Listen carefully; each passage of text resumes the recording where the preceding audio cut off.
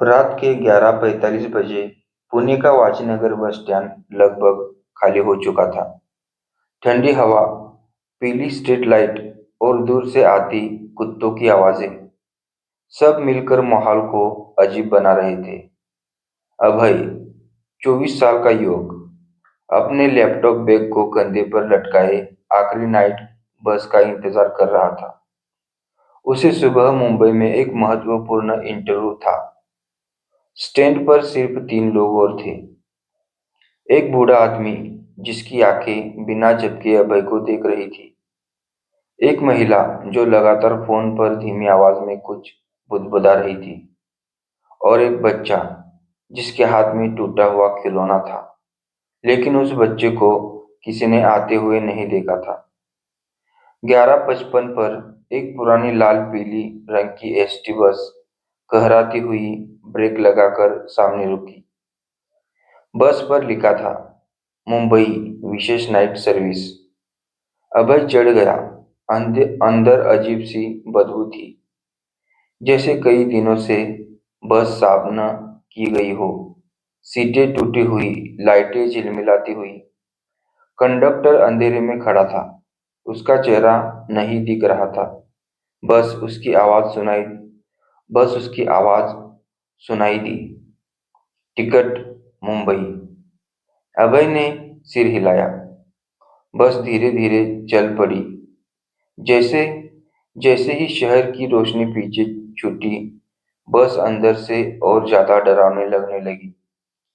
कुछ देर बाद अभय ने नोटिस किया, बस में मौजूद यात्री बिल्कुल चुप थे। कोई हिल भी नहीं रहा था, कोई सीट नहीं बदल रहा था। ऐसा लग रहा था जैसे सब जमे हुए हो। अभय ने उस चुप अभय ने उस चुप बच्चे को देखा। वह उसकी वह उसकी ही ओर देख रहा था, लेकिन उसकी आंखें पूरी सफेद थी। अभय घबरा गया। उसने कंडक्टर को बुलाने के लिए उठकर आगे जाना चाहा, लेकिन तभी बस अचानक एक सुनसान घाट सेक्शन में उतर गई, जहां से सामान्य बसें कभी नहीं जाती। अंधेरा इतना घना था कि बाहर कुछ दिखाई नहीं दे रहा था। हवा में धातु की गंध थी, जैसे खून की। अभय ने घबराकर ड्राइवर को देखा। ड्राइवर लगातार आगे देखे जा रहा था, लेकिन उसकी गर्दन थोड़ी उल्टी दिशा में मोड़ी हुई थी। अभय के पैर कांपने लगे। तभी पीछे से फुसफुसाने की आवाज आई, ये बस मुंबई नहीं जाती। अभय ने पीछे देखा। वही बूढ़ा आदमी अब बिल्कुल उसके पीछे खड़ा था और बोला, ये बस सिर्फ मरने वालों को लेकर जाती है। अभय चिल्लाने ही वाला था कि बस के अंदर की लाइटें झपक कर बुझ गई। पूरी बस अंधेरे में डूब गई और फिर सभी यात्री एक साथ अपनी सीटों से उठकर अभय की ओर मुड़ गए। उनके चेहरे फटे हुए, आंखें सफेद, शरीर टेढ़े मेढ़े, जैसे किसी पुरानी दुर्घटना से टूटे हो। उन्होंने एक साथ कहा, तुमने बुलाया है, तुम भी वही चलो। बस घाट के मोड़ पर मौत जैसी तेजी से उतर कर बस घाट के मोड़ पर मौत जैसी तेजी से उतर रही थी। अभय समझ गया, यह वही बस है जो 10 साल पहले इसी जगह दुर्घटनाग्रस्त हुई थी, और तब से हर साल कुछ यात्रियों को अपने साथ ले जाती है। अब अगला मोड़ वही मोड़ था जहां वह दुर्घटना हुई थी। बस मोड़ पर पहुंच गई। अभय ने आंखें कसकर बंद कर ली। बस घाट के उस खतरनाक मोड़ पर पहुंच चुकी थी जहां 10 साल पहले हादसा हुआ था। पहियों के नीचे कंकड़ कंकड़ पत्थर चरमराए। बस खतरनाक तरीके से दो बस खतरनाक तरीके से दाईं ओर झुकी और भीतर मौजूद सभी भूतिया यात्री एक साथ अभय के करीब बढ़ने लगे। उनकी धीमी धीमी फुसफुसाहटें बस बस में गूंजने लगी। हमारे साथ चलो, हमारे साथ। अभय ने सीट पकड़कर खुद को स्थिर रखा। दिल इतनी तेज धड़क रहा था कि उसे आवाज अपने कानों में गूंजती महसूस हुई। बस अचानक रुक गई। झटका इतना जोरदार था कि अभय आगे की सीट से टकरा गया। अंधेरा और घना हो चुका था। बस के बाहर सिर्फ काली दीवार जैसा अंधेरा और हवा की सीटी थी। अभय ने हिम्मत करके जेब से मोबाइल निकाला, लेकिन जैसे ही स्क्रीन जली, मोबाइल पर एक नोटिफिकेशन दिखा, welcome to the last ride. Mobile खुद ब खुद बंद हो गया। अभय का खून सूख गया। उसने धीरे से पीछे देखा। सभी यात्री अपनी सीटों पर वापस बैठ चुके थे, लेकिन किसी ने भी मुंह नहीं हटाया। सभी की आंखें उसकी ही ओर थी। केवल एक यात्री खड़ा था, वही सफेद आंखों वाला बच्चा। वह धीरे धीरे आगे बढ़ा और अभय के सामने आकर बोला, अगर तुम उतर गए तो बच जाओगे, अगर बैठे रहे तो तुम भी हमारी तरह हो जाओगे। अभय ने डरते हुए पूछा, ये बस है क्या? तुम लोग कौन हो? बच्चे बच्चे ने गर्दन झुकाई और कहा, हम मर चुके हैं और ये बस हर साल एक जीवित इंसान को अपने साथ ले जाती है। अभय घबरा गया। उसके उसने खिड़की से बाहर देखा। घाट के नीचे सिर्फ काला अंधेरा और अनगिनत टूटी हुई गाड़ियां दिख रही थी। बिल्कुल नीचे बसों के कंकाल जैसे ढांचे, जैसे मौत का कब्रिस्तान। अभय ने तुरंत उतरने का फैसला किया। वह बस का दरवाजा खोलने गया, लेकिन दरवाजा अंदर से बंद था। कंडक्टर थोड़ी दूरी पर खड़ा उसे घूर रहा था। फटी हुई आंखें, काले काले पड़े होठ और सूखी खून की लकीरें। वह बोला, वापस जाओ सीट पर, अभी मोड़ पूरा नहीं हुआ है। अब हिल गया, लेकिन तभी बच्चे ने उसका हाथ पकड़ा और फुसफुसाया, मेरी बात मानो, अगर बस दोबारा चल पड़ी तो तुम कभी नहीं बचोगे। अभय ने चारों ओर देखा। ड्राइवर की गर्दन अभी अभी भी उल्टी दिशा में मुड़ी थी और वह बिना हिलाए बस की स्टीयरिंग पकड़े बैठा था। बाहर हवाओं की आवाज और अंदर मरे हुए यात्रियों की चुप्पी, दोनों मिलकर भयानक माहौल बना रही थी। अभय ने बच्चे से पूछा, तुम मेरी मदद क्यों क्यों कर रहे हो? बच्चे ने धीरे से कहा, क्योंकि मैं पूरी तरह मरा नहीं हूं। अभय की सांस रुक गई। बच्चा बोला, मेरी आत्मा बस में फंसी है।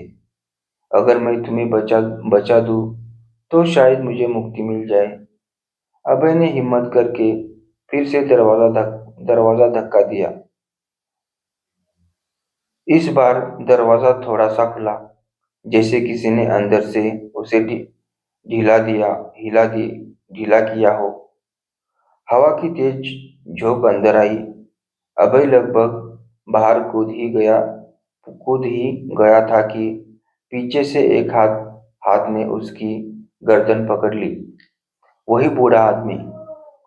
उसकी आवाज गहरी और भूतिया, कोई इस बस से नहीं उतरता, कोई नहीं। अभय चिल्लाया। बच्चा भी चिल्लाया, भागो अभी। अभय ने पूरी ताकत लगाई और बूढ़े हाथ को झटका। दरवाजा अचानक पूरा खुल गया और वह दौड़ते हुए बस से कूद गया। बस से गिरकर वह सड़क किनारे मिट्टी में लुढ़क गया। उसके उस उसने उठकर पीछे देखा। बस कुछ दूरी तक स्थिर खड़ी रही, फिर खुद ब खुद इंजन चालू हुआ। लाइटें झपझपाई और बस धीरे धीरे घाट की अंधेरे में वापस चल पड़ी।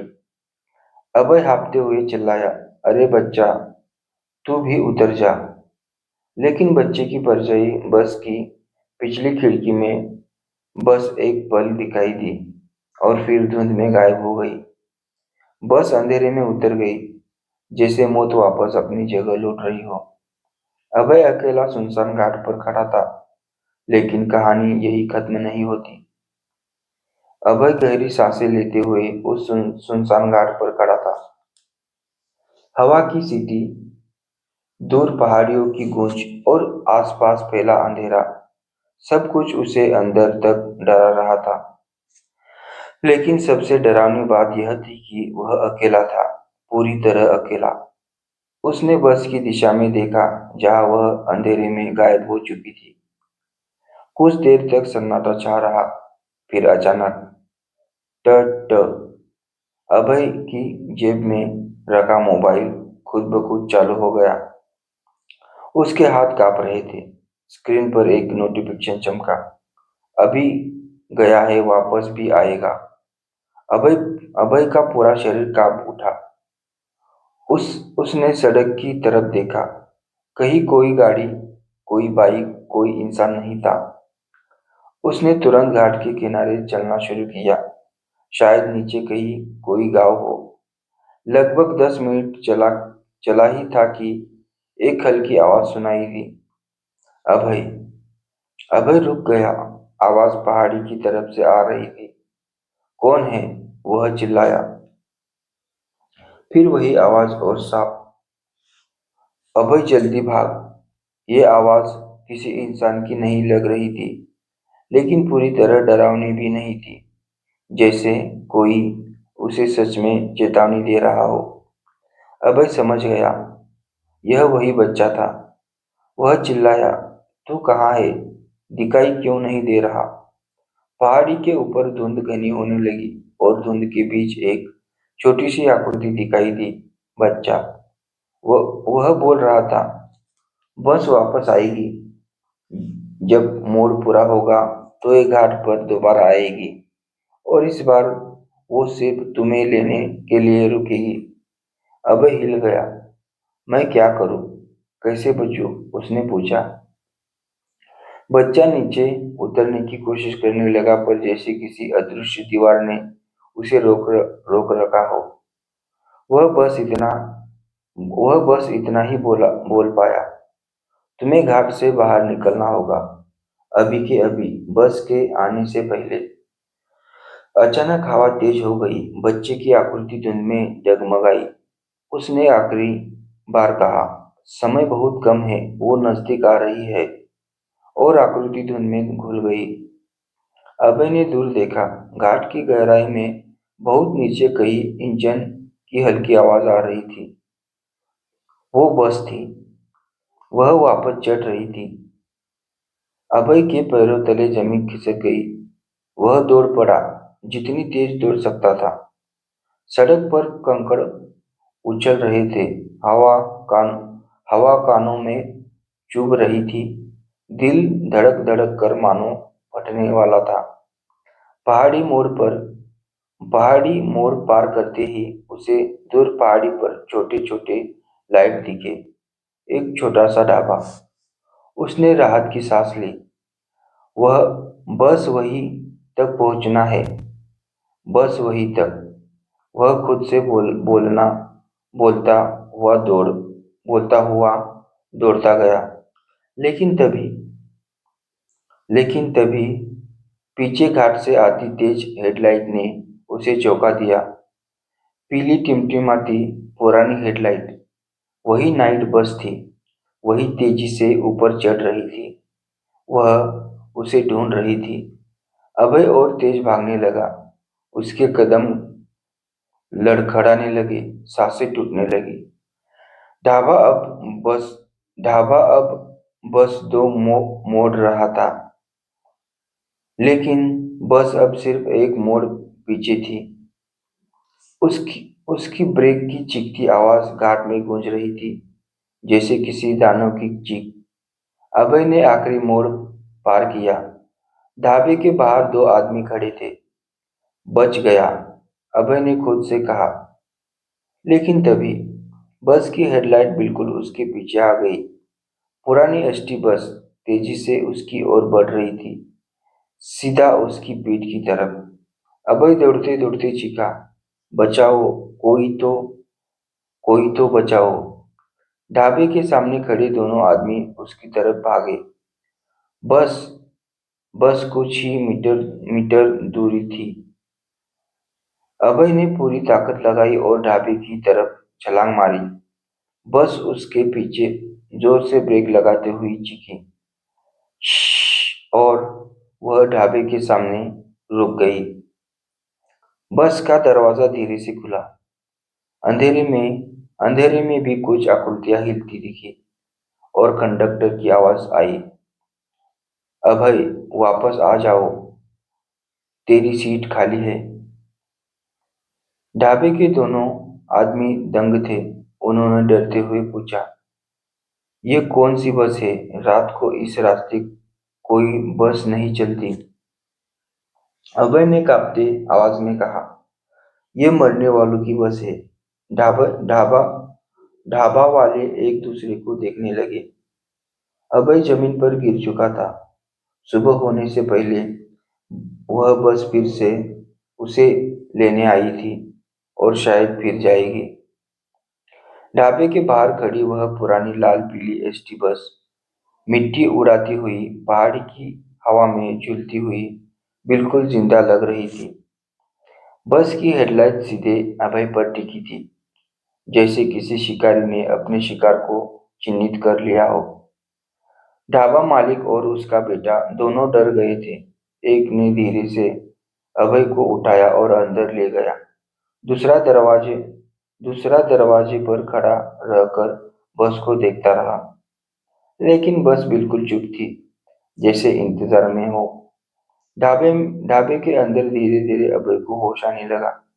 ढाबा मालिक ने पूछा, कौन कौन थी वो बस? तू इतना डरा क्यों है?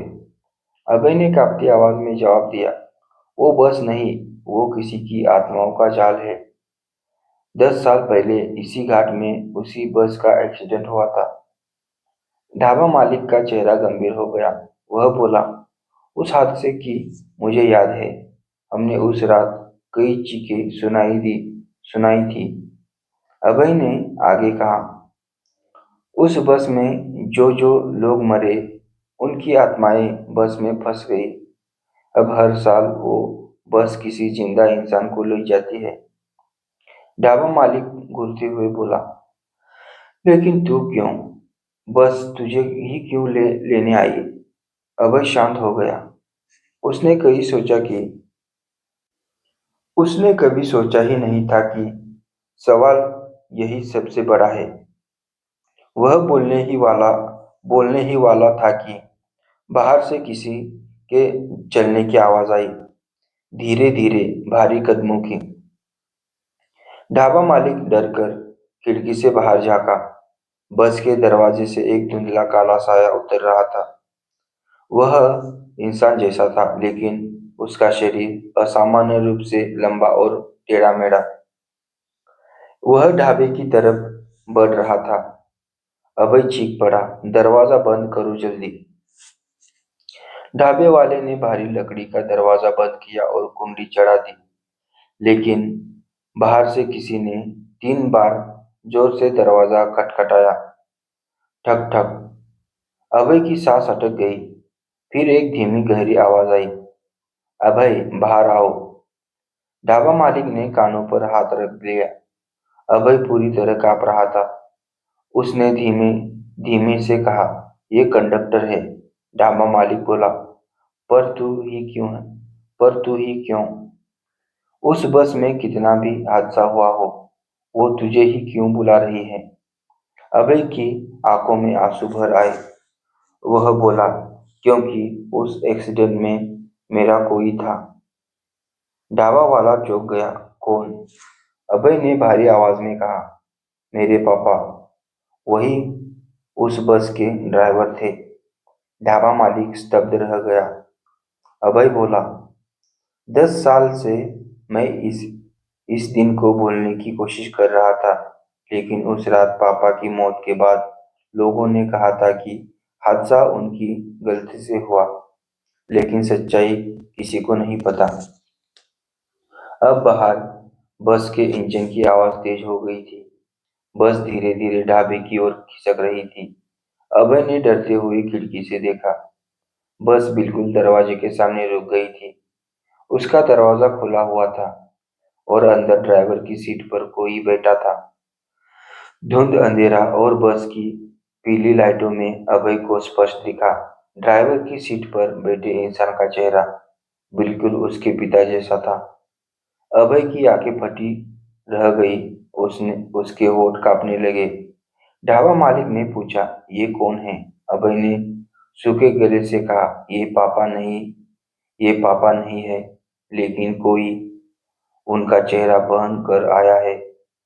उसी उसी वक्त बाहर से बच्चे की आवाज आई, अभय अंदर मत जाना, वो तुम्हारे पापा नहीं है। अभय फिर चौंक गया। ढाबे की धुंध में बच्चा खड़ा था, वही सफेद आंखों वाला। वह चिल्ला रहा था, अगर तुम बस में चढ़ गए तो तुम वापस नहीं आओगे। बस की हेडलाइट और तेज चमकी। ड्राइवर का चेहरा और साफ दिखने लगा, लेकिन अब वह मुस्कुरा रहा था, एक भयानक मृत मुस्कान। और उसने हाथ उठाकर इशारा किया, आ अभय। अभय कांपते हुए पीछे हटने लगा। अब उसे साफ हो चुका था, वह बस सिर्फ किसी भी इंसान को नहीं चाहती थी, वह उसे चाहती थी, क्योंकि उस हादसे की सच्चाई उससे जुड़ी हुई थी। लेकिन क्या सच? अभय खुद भी नहीं जानता था। बाहर खड़ी बस का इंजन गरज रहा था। ढाबे की दीवारें हल्के हल्के कांप रही थी। ड्राइवर की सीट पर बैठा वह प्राणी, जो अभय के पिता की तरह दिख रहा था, धीरे धीरे सिर घुमाकर बस की खिड़की से उसे घूर रहा था। उसका चेहरा इंसानी था, पर उसकी आंखें काली, गहरी और बिल्कुल खाली। ढाबा मालिक ने घबराकर पूछा, अभय, क्या सचमुच ये तेरे पिताजी जैसे दिखते हैं? अभय की आवाज टूट टूट रही थी। हाँ, लेकिन ये पापा नहीं है। ये किसी और की शक्ति है, जो उनकी शक्ल लेकर आई हो। तभी बाहर से बच्चे की आवाज आई, अभय, खिड़की से मत देखो, वो तुम्हें अपने भीतर खींच लेगा। अभय ने तुरंत खिड़की से नजरें हटा ली। ढाबे का माहौल डर और तनाव से भरा था। ढाबा मालिक के बेटे ने डरते हुए कहा, यह सब हमारे ढाबे पर पहली बार हो रहा है। लेकिन अभय जानता था, यह सब उसके कारण हो रहा है। साल 2015 हादसे की रात। अभय को अचानक फ्लैशबैक आने लगे। उस रात उसके पिता राजेंद्र यादव मुंबई नाइट रूट की बस चलाते थे। अभय सिर्फ 14 साल का था। उसी शाम राजेंद्र ने घर से जाते समय कहा था, आज का दिन भारी है। हवा कुछ ठीक नहीं लग रही थी। लग लग नहीं रही। अभय को वो शब्द आज भी याद थे। जाने जाने से पहले उन्होंने अभय के सिर पर हाथ रखकर कहा था, अगर कभी मैं वापस न आऊं तो अपने डर को कभी मत मारना। उसे समझाया, वहीं से सच्चाई मिलेगी। और उसी रात घाट पर बस पलट गई। हादसे में सभी यात्री मारे गए।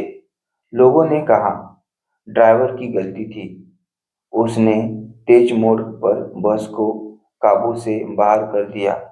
लेकिन अभय के दिल में हमेशा सवाल था, क्या ये सच था या कोई और कारण था? वर्तमान ढाबा। अभय जमीन पर बैठते बैठते बुदबुदाया, पापा की मौत के लिए सबने उन्हें दोषी ठहराया। उसकी आंखें नम थी, लेकिन मुझे पता है पापा शराब नहीं पीते थे। उस दिन मौसम भी साफ था। मोड़ भी ज्यादा खतरनाक नहीं था। ढाबा ढाबा मालिक ने कहा, तो फिर बस कैसे पलटी? अभय धीरे धीरे से कहा, यह हादसा नहीं था, ये कुछ और था। बाहर अचानक बस ने अपना हॉर्न बजाया। एक भयानक एक एक भयानक एक भयानक लंबी चीख जैसी आवाज, पो पो। ढाबा मालिक का बेटा कांप गया। ये कौन बस का हॉर्न ऐसा होता है? अभय ने डरते हुए कहा, यह हॉर्न नहीं, मरे हुए लोगों की चीखें हैं जो बस में बंधी हुई है। ढाबा मालिक ने कांपते हुए पूछा, तू इतने यकीन से कैसे कह सकता है? अभय ने बस की तरफ उंगली उठाते हुए कहा, क्योंकि उस रात मैं भी उस बस में था। ढाबा मालिक और उसका बेटा दोनों सदमे में रह गए। अभय की आंखें खुली की खुली रह गई, जैसे उसके भीतर गहराई में दबा सच सच अब खुद ब खुद बाहर फट रहा हो। असली सच जो आज तक किसी को नहीं पता था। अभय ने बताया, मैंने पापा से छिपकर उस बस में चढ़ाई कर दी थी, क्योंकि मुझे उनके साथ जाना था। लेकिन पापा ने मुझे एक आखिरी स्टॉप पर उतार दिया था। उसकी आवाज कांप गई और पापा ने मुझे उतारने के लिए बस से नीचे उतरे तभी और पापा ने मुझे उतारने के लिए बस से नीचे उतरे तभी सब खुद ब खुद आगे बढ़ गई। ढाबा मालिक हैरान, बिना ड्राइवर के? अभय ने हौले से सिर हिलाया। हाँ, और पहाड़ी मोड़ पर बस अचानक किसी अदृश्य ताकत ताकत ने धक्का दिया था। अभय की आंखें भर आई। पापा ने जान देकर बस को रोकने की कोशिश की, पर तब तब तक देर हो चुकी थी। ढाबे के बाहर बच्चे की आवाज गूंजी, उस रात बस को धक्का देने वाला इंसान नहीं था, कुछ और था। ढाबा मालिक हड़बड़ा गया। क्या? बच्चा धीरे धीरे ढाबे के दरवाजे की तरफ आया। उसकी सफेद आंखें हल्की नीली रोशनी में चमक रही थी। वह बोला, वो बस में बैठा एक आदमी था जो इंसान नहीं था। अभय का दिल रुक गया। बच्चा आगे बोला, उस आदमी ने ही बस को मोड़ पर धक्का दिया और सबको मार दिया। ढाबा मालिक चीख पड़ा, कौन था वो आदमी? बच्चा धीरे धीरे बोला, जिसे तुम आज ड्राइवर बनकर बैठे देख रहे हो। ढाबे के बाहर बस की हेडलाइट एकदम चमचमाने लगी। ड्राइवर की सीट में बैठा वह प्राणी जो राजेंद्र यादव जैसा दिख रहा था, अब धीरे धीरे अपना असली चेहरा दिखाने लगा। ढाबे ढाबे के बाहर खड़ी वह भूतिया बस अब धीरे धीरे बदलने लगी थी। उसकी हेडलाइट अचानक पीली से नीली हो गई, जैसे किसी मृत आत्मा की आंखें हो। धीरे धीरे बस का दरवाजा खुद ब खुद खुला। एक लंबी सड़ी हुई सांस की आवाज, अभय। अंदर बैठा ड्राइवर, जो अभी तक अभय के पिता जैसा दिख रहा था, धीरे धीरे अपना सिर घुमाकर बाहर देखने लगा और उसी पल उसका चेहरा टूटने लगा। पहले गाल की त्वचा फटी, फिर नाक पिघली, फिर ओठ सड़कर गिरने लगे, जैसे प्लास्टिक को आग में रखा हो। ढाबा मालिक चिल्लाया, हे भगवान, ये इंसान नहीं है। अभय ने डरते हुए देखा। चेहरा पूरी तरह गल चुका था। अब सामने था एक लंबा पतला राख जैसा धुंधला चेहरा, बिना आंखों वाला, बिना होठों वाला, सिर्फ वाली काली गहराई वाली दो खाली जगह। वह प्राणी आगे झुका और एक बेहद गहरी बेहद गहरी अंदर से आती आवाज में बोला, तुम्हारे पिता मुझे रोकने आए थे। अभय के पैरों से ताकत निकल गई। वह प्राणी बोला, लेकिन अब उनका बेटा मेरी बस में चढ़ेगा। ढाबे की दीवारें फिर से कांपी। बस का इंजन खुद ब खुद चीखने लगा, जैसे भूकंप के अंदर से कोई दानव बाहर आ रहा हो। बच्चा सामने आया। सफेद आंखों वाला बच्चा ढाबे के अंदर घुस आया। पहली बार उसकी आवाज पूरी तरह इंसानी लगी। अभय जितना तुम डर रहे हो उतना ही ये प्राणी शक्तिशाली होता जा रहा है। अभय ने कांपते हुए पूछा, ये कौन है? बच्चा धीरे से बोला, ये रिक्त यात्री है। इसे घाट की कहानी में खाली यात्री भी कहा जाता है। ढाबा मालिक चौंका। खाली यात्री? बच्चा बोला, हाँ। 10 साल पहले बस के आखिरी स्टॉप पर एक आदमी चढ़ा था जिसका कोई नाम नहीं था, कोई टिकट नहीं था और उसका चेहरा छाया में छिपा था। अभय का दिल धड़कने लगा। क्या वही था जिसने बस को धक्का दिया? बच्चा सिर हिलाते हुए बोला, हाँ। और उसने बस के सभी लोगों की आत्माएं अपने अंदर खींच ली। वह बस अब उसकी कैद है, एक चलती हुई मौत। बाहर से प्राणी चिल्लाया, अभय, बाहर आओ, तुम्हारे पिता की तरह। उसके शब्द ऐसे लगे जैसे हवा पर तेज चाकू घिसा जा रहा हो। ड्राइवर की सीट हिलने लगी। ड्राइवर की सीट से वह प्राणी उठकर खड़ा हो गया। चारों तरफ धुंध फैल गई। उसका शरीर लंबा होने लगा। उसके हाथ हाथ पैरों तक पहुंच गए और वह बस से उतरकर ढाबे की ओर बढ़ने लगा। हर कदम के साथ थी जैसे ढाबे का स्पर्श कांप रहा हो। ढाबा मालिक ने पूछा, ये तुझे ही क्यों बुला रहा है? अभय ने जवाब दिया, क्योंकि पापा ने उसे रोकने की कोशिश की थी और उस अधूरे काम को पूरा करने के लिए अब वो मुझे चाहता है।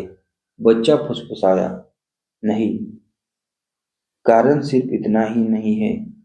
अभय मुड़ा, क्या मतलब? बच्चा बोला, तुम्हारे पिता उसे रोक तो नहीं पाए, पर उसे बांध दिया था। अभय की आंखें चौड़ी हो गई। किससे? किसने? बच्चा उसकी आंखों में देखकर बोला, बस में। अभय का दिल ठहर गया। मतलब ये पूरा दशक वो प्राणी बस के अंदर कैद था।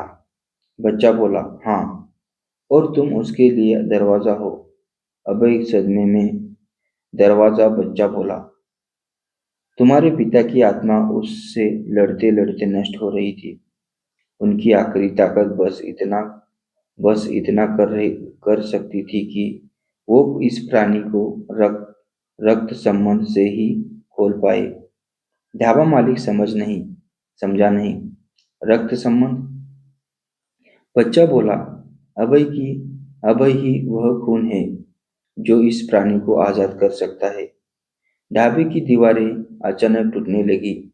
प्राणी बिल्कुल बाहर आ रहा था और इस बार उसकी आवाज थी, अभय, बस में चढ़ो वरना सबको ले जाऊंगा।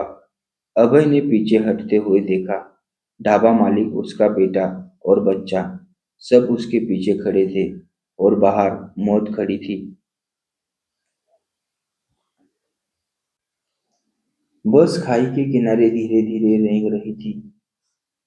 अभय का दिल इतनी इतनी तेज धड़क रहा था कि उसे लग रहा था बस की आवाज से भी ऊपर उसकी धड़कन सुनाई दे रही हो।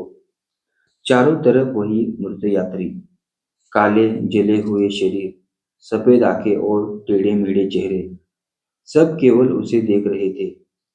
अभय कांपते हुए बोला, मेरे पिता ऐसा कैसे कर सकते हैं? वो तो बेहद शांत इंसान थे, सब कहते थे। बूढ़ा आदमी गुस्से में गरजा, शांत? वो कातिल था। उसने हमें जीता जागता जला दिया। अभय की आंखों में आंसू आ गए। उसे कुछ समझ नहीं आ रहा था। तभी बस का दरवाजा अपने आप खुला। हवा में राख के कण उड़ते हुए अंदर आए और बस की दूसरी सीट पर जाकर एक दृश्य बन गए। अभय की आंखें फैल गई। राख ने धीरे धीरे मिलकर 10 साल पहले की बस का दृश्य बनाया। वही लाल पीली एसटी, वही सीटें, वही रात। और फिर उसमें एक आदमी दौड़कर चढ़ा। प्रवीण शेटे, अभय का पिता। दृश्य में दिख रहा था। वह सांस फूली हुई हालत में बस में चढ़ा और पीछे पीछे किसी पीछे किसी से बचने की कोशिश कर रहा था। तभी सफेद आंखों आंखों वाला बच्चा बोला, तुम्हें झूठ बताया गया था, सच्चाई देखो। दृश्य आगे बढ़ा। बस में दो नकाबपोश चोर पहले से बैठे थे। वे बस को लूटने वाले थे। प्रवीण ने उन्हें रोकना चाहा। लड़ाई हुई। चाकू निकले। एक एक चोर की पकड़ में लाइटर था। लाइटर बस की सीट पर गिरा और आग लग गई। आग फैल गई। चोर कूद कूद कर भाग गए। पर तभी दृश्य में दिखा। प्रवीण जोर जोर से यात्रियों की सीट पकड़कर चिल्ला रहा था, उठो, जल्दी निकलो, आग लग गई है। लेकिन डर और धुएं में यात्री बेहोश हो रहे थे। बस का दरवाजा भी खराब था, अंदर से नहीं खुल रहा था। एक एक कर यात्री गिरते गए। आग बढ़ती गई। प्रवीण बार बार दरवाजा तोड़ने की कोशिश करता रहा और अंत में उसने खिड़की तोड़कर बाहर छलांग लगा दी। जिंदगी बचाने के लिए नहीं, बल्कि बाहर से दरवाजा खोलने के लिए। लेकिन तभी खिड़की टूटने ही टूटते ही बस खाई में गिर गई और सब जलकर मर गए। दृश्य गायब। बस के अंदर गहरा सन्नाटा। अभय आंसू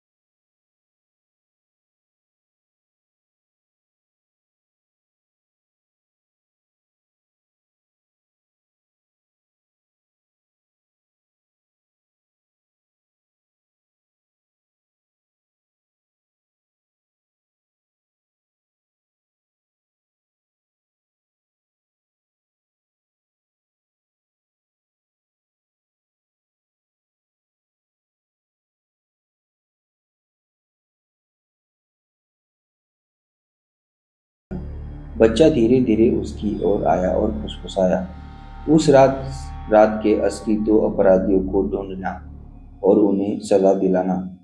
बस अचानक फिर से झटके खाने लगी। कंडक्टर ने अपने भयानक आवाज में कहा, यात्रा अभी खत्म नहीं हुई, असली खेल अब शुरू होगा। बस फिर तेजी से अंधेरे में उतरने लगी।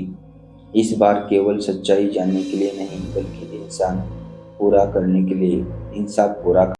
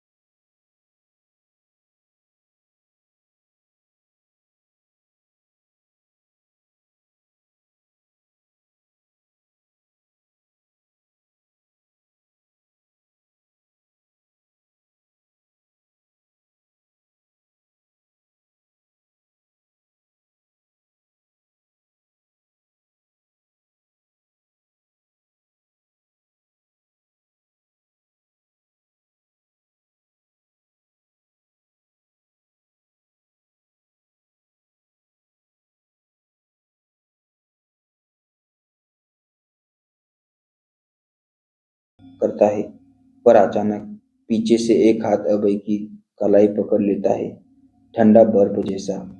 वही सफेद आंखों वाला बच्चा अब उसके पीछे खड़ा था। उसने कहा, डरो मत, अब समय है असली अपराधी को उसके कर्मों का फल दिलाने का। राघव एक पल को ठिठक गया। उसकी आंखें पहली बार डर से भरी उठी। नहीं, ये कैसे हो सकता है? तुम तो मर चुके हो। बच्चा धीमी आवाज में बोला। हाँ, और अब तू भी सच सच से भाग नहीं सकेगा। गली की सारी बत्तियां एक साथ बुझ गई। अंधेरा, और उसी अंधेरे में शुरू होने वाला था अभय और राघव के बीच मौत का खेल। गली की सारी लाइटें एक ही पल में बुझ गई। अंधेरा इतना गहरा था कि अभय को अपने हाथ हाथ भी नहीं दिख रहे थे। सिर्फ एक आवाज गूंज रही थी, धम धम। राघव की भारी चालें जो अब तेज होती जा रही थी। अभय पीछे हटते हुए बोला, कृपया, मेरे पिता निर्दोष थे। अंधेरे में राघव की दबी हुई हंसी गूंजी। निर्दोष? तुझे दुनिया ने जो दिखाया वही सच मान लिया है तू। तभी अचानक एक धातु का टुकड़ा हवा चीरता हुआ अभय के सिर के ऊपर से निकला। चटाक, लोहे की पाइप दीवार से टकराई। अभय जमीन पर गिरते बचा। अति भय में उसकी सांस रुकने लगी। अचानक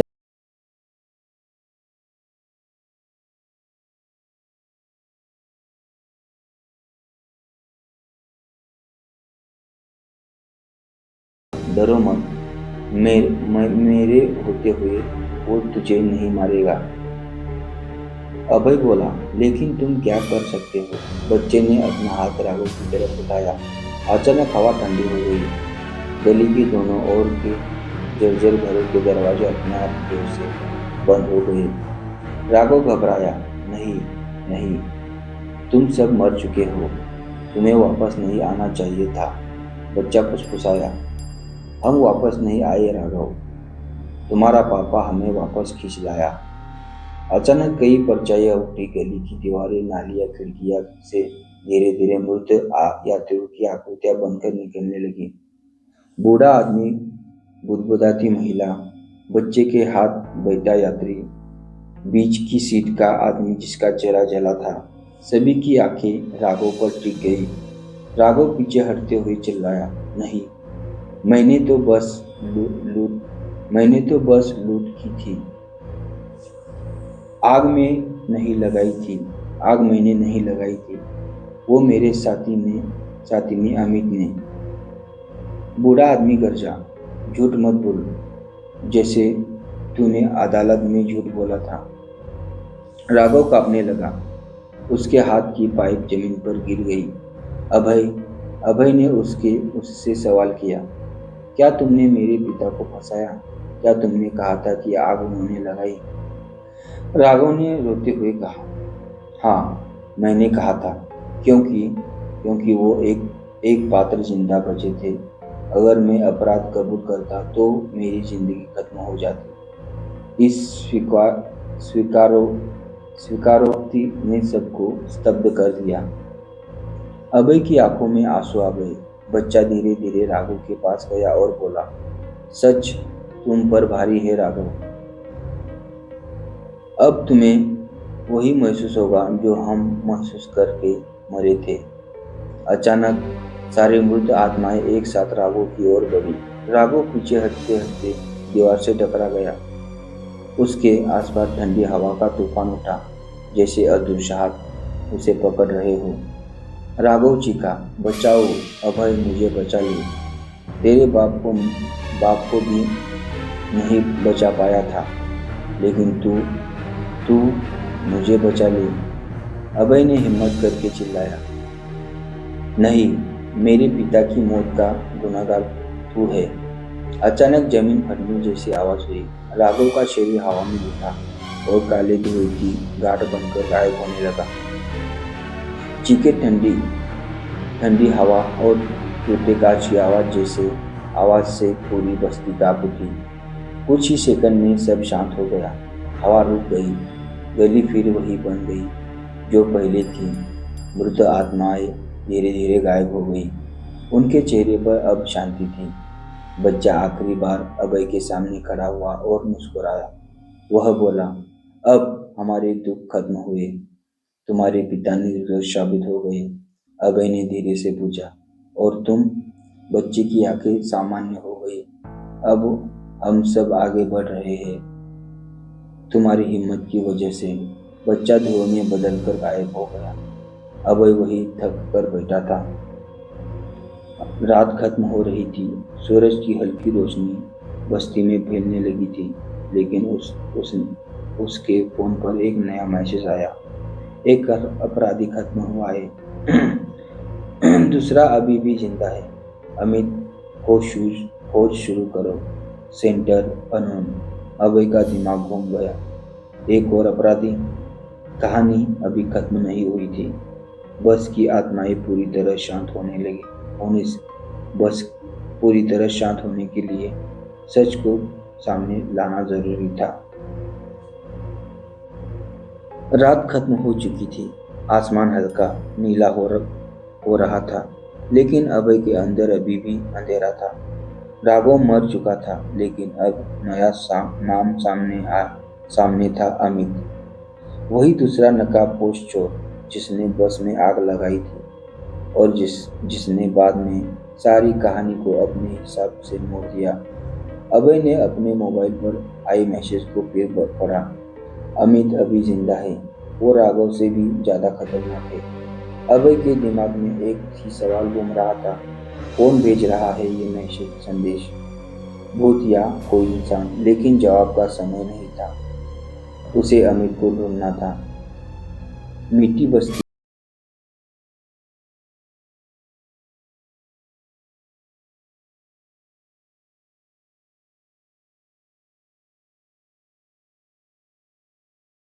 हो गया। अब यहाँ से निकल जा। अमित बहुत चालाक है, वो सामने नहीं आता। अभय बोला, क्या आप अमित को जानती है? महिला की आंखों डर से फैल गई। अमित को कोई नहीं पहचानता। उसने हमेशा नकाब पहना, अलग अलग जगहों पर छुपता रहा, और वह एक पल रुकी और उसके बारे में कहते हैं कि आग से खेलना उसकी आदत थी। अभय का दिल धक से रुक गया। यानी बस में लगी आग एक हादसा नहीं, बल्कि जानबूझकर लगाया गया हमला था। अभय ने पूछा, वो कहाँ मिलेगा? महिला ने फुसफुसाकर कहा, मुंबई धारावी। उसे वहां सालों से किसी ने देखा नहीं, पर उसका गिरोह आज भी वही है, पास चलता है। अभय ने थैंक यू कहा और बढ़ने ही वाला था कि महिला ने उसका हाथ पकड़ लिया।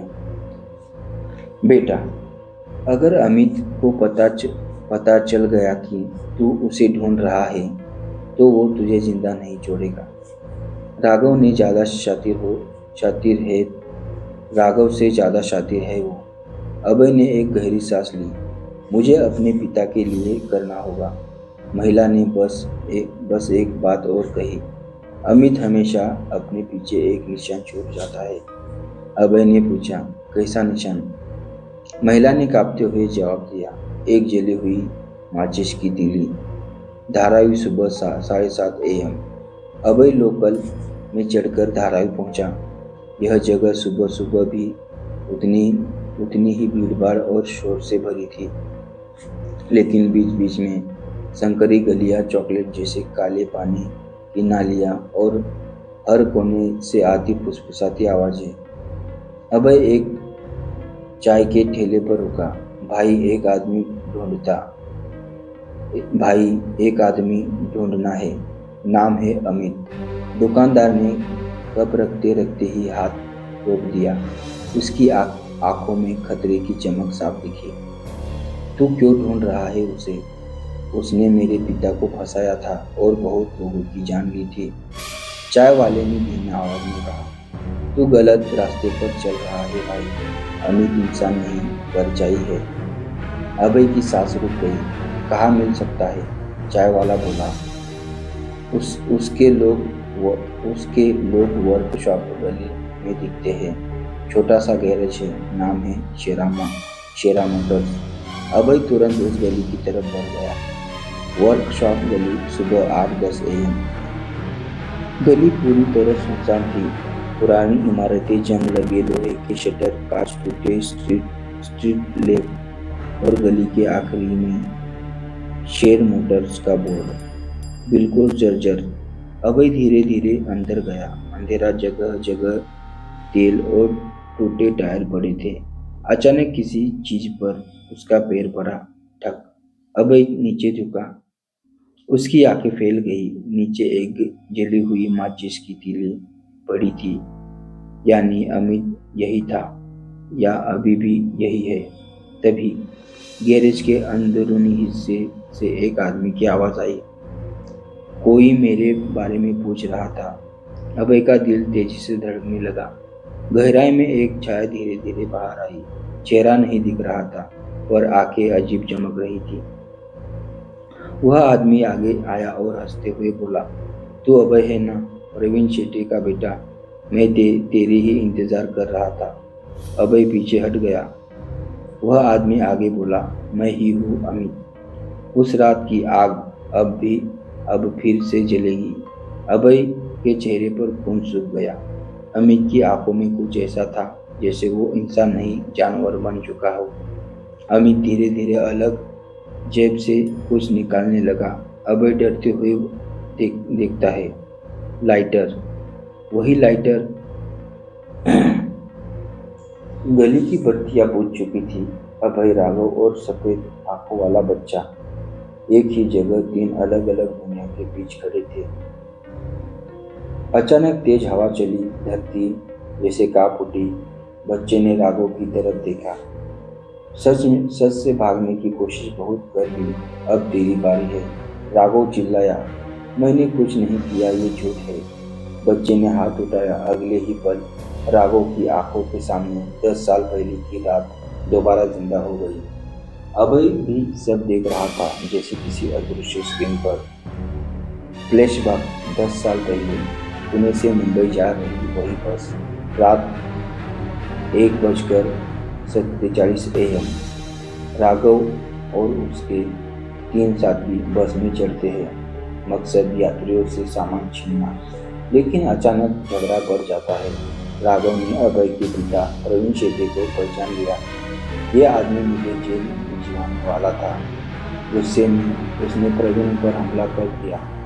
बस का कंट्रोल छूट गया। तेज रफ्तार में बस खाई में जा गिरी। उस बच्चे को भी मार दिया गया, क्योंकि उसने ये सब देखा था। राघव और उसके साथी भाग गए। बाकी सबके मरने की खबर फैल गई। एक हत्या, एक दुर्घटना और एक रूह खेल हो गई उसी हादसे में। फ्लैशबैक खत्म।